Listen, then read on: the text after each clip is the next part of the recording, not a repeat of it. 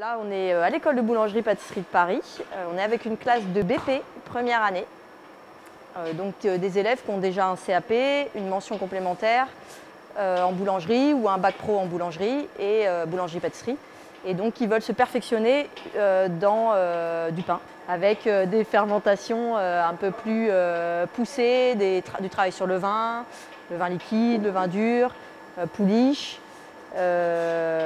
Voilà, des farines un petit peu plus typées, des farines type 80, type 110, des produits qui demandent des plus longues fermentations et donc des gestes un petit peu plus précis.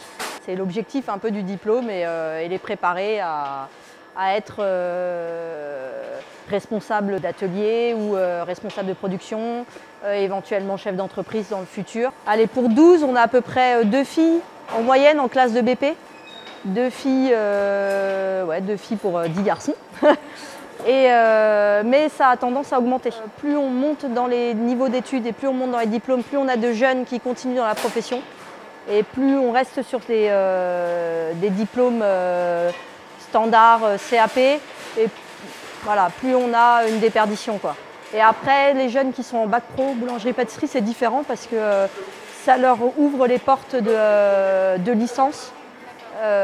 Et donc du coup, il y a un peu plus de jeunes qui se redirigent vers d'autres disciplines ou des disciplines en lien, mais voilà, agriculture, meunerie, voilà. Ça dépend des jeunes. Il faut qu'ils soient hyper investis, prêts à sacrifier le peu de temps déjà qu'ils ont dans de l'entraînement. Et il faut un vrai tempérament de compétiteur, quoi. On ne l'enseigne pas à l'école parce qu'ils sont meilleurs que nous. Ils ont tout à fait compris les rouages du système. Ils aiment ça. Et voilà, c'est quelque chose. C'est pas une discipline à part entière. Peut-être que ça sera amené dans des cours de commercialisation, éventuellement à évoluer dans les référentiels des diplômes qu'on enseigne à l'école. En ce qui concerne tout ce qui est farine ancienne, travail à l'ancienne, sur four à bois.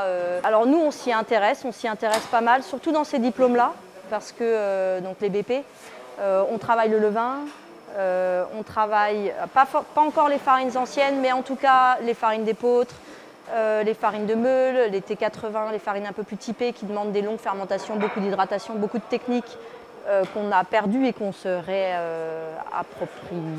réapproprie. Et dans les cours de techno, on réadapte les cours de techno pour leur faire comprendre comment on travaille et comment on manipule ces farines-là, comment on travaille et qu'on manipule ces pâtes-là. Donc ça a tout à fait sa place et c'est même très appréciable de revenir vers des choses très naturelles, très saines, très nutritionnelles. C'est des métiers qui sont extrêmement difficiles, qui demandent, en tout cas pour la boulangerie-pâtisserie, de se lever très très tôt, de travailler 6 jours sur 7 ou d'avoir un week-end décalé au mieux ou complètement éclaté dans la semaine. Donc ça c'est dur, travailler pendant les fêtes. Il faut être passionné. Il faut adorer ce qu'on fait pour, je pense, hein, c'est ce que je pense, pour rentrer un petit peu dans cet univers et ne pas en sortir parce qu'on adore ce qu'on fait. Aujourd'hui, il faut qu'on se différencie de toutes ces entreprises-là, de l'artisanat, pour qu'elle ait vraiment sa place. Il faut retrouver tout ce savoir-faire de la viennoiserie.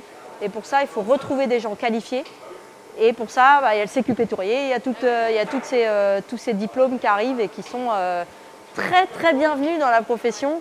Et nous, voilà, on met l'accent sur savoir-faire de la viennoiserie, qu'ils sachent faire de la viennoiserie, pour qu'ils n'aient pas peur de faire de la viennoiserie et qu'ils soient rentables en faisant de la viennoiserie. J'ai commencé après le brevet des collèges. J'ai été emmené en Angleterre, vers Manchester exactement, où j'ai passé 6 ans là-bas. J'ai fait mon bac et un DUT en commerce. Je voulais faire de la boulangerie-pâtisserie, surtout la boulangerie. Et il se trouve que les Anglais ne sont pas très très forts au niveau des formations là-bas. Donc j'ai fait un DUT pour tuer les 2 ans que j'avais et après je suis revenu en France où j'ai commencé par la pâtisserie à l'école Ferrandi. Ensuite j'ai enchaîné avec un connexe en boulangerie, un CAP boulanger en 1 an. Et aujourd'hui je suis ici à l'EBP et pour faire un brevet professionnel qui se déroule en 2 ans. Je me suis orienté en cuisine pour voir un petit peu toutes les bases. Donc il y a un petit peu de pâtisserie en cuisine, on voit les cuissons, on voit plein de choses, c'est très complet. Et après, je me suis dit que c'était vraiment la boulangerie qui me tentait pour le côté vraiment manuel et le contact avec la pâte, la fermentation, tout ça, je trouvais ça très intéressant. Et donc voilà, je me suis réorienté après en CAP Connex Boulangerie en 1 an. Et donc là, je suis en brevet professionnel pour, on va dire, améliorer mes connaissances, avoir des connaissances plus poussées, aussi des connaissances en gestion, en juridique, en management. J'ai commencé ma formation par un CAP en 2 ans en pâtisserie à l'école Ferrandi. Et j'ai tout de suite développé une passion un peu plus pour la viennoiserie. Donc c'est pour ça que j'ai décidé de poursuivre par un CAP Connex en boulangerie à l'école de boulangerie de pâtisserie de Paris. Et j'ai ensuite poursuivi par une mention en boulangerie spécialisée qui me permettait de faire la passerelle pour ensuite commencer mon brevet professionnel, dans lequel je suis en première année aujourd'hui. À l'école, les 3 premiers jours, on a des cours théoriques. Et le jeudi toute la journée et vendredi toute la journée, on est en pratique. Donc ça permet de faire des grands TP sur 2 jours, contrairement à faire des après-midi tous les jours. Et aujourd'hui, on a plein de produits, donc on va avoir de la tradition, des pains un peu plus spéciaux, des pains nutrition. On va avoir de la pâte levée feuilletée pour tout ce qui est viennoiserie et de la pâte levée, aujourd'hui c'est de la brioche pour faire des choses comme des tresses, des petites briochettes et tout ça. J'utilise les réseaux sociaux, donc je suis plein de comptes, soit donc, beaucoup de boulangerie, un petit peu de pâtisserie, un petit peu de cuisine aussi via mon parcours. Et ouais, en fait, ça me permet, voilà, c'est un petit peu du divertissement, ça me permet aussi de voir des techniques, des produits que je ne vois pas partout. Au début en apprentissage, c'était un peu plus compliqué parce que j'ai commencé par rechercher dans le 94 où au final j'ai eu beaucoup de premiers refus car quand je me présentais, on pensait plutôt que j'allais postuler pour être en vente et quand je répondais que c'était pour être en production, au final, on me le refusait parce que, en tant que femme, on voyait encore pas ça très bien. Où c'était les femmes qui étaient à la vente qui ne voulaient pas que j'aille en production avec leur mari.